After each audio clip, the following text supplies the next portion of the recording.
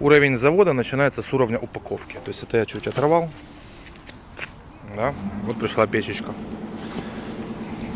Контроль. Раз. Штрих-код, номер серийный. 2. Печка 3. Вот. Стрейч. То есть упаковка. Насколько качественно французы относятся к упаковке. Ну, что тогда говорить о качестве. То есть смотрите сначала на упаковку. Когда вам печки приходят типа польские в каркасе, непонятными ящиками. Ну, у меня много вопросов уже начинается о бренде и начинается о печке.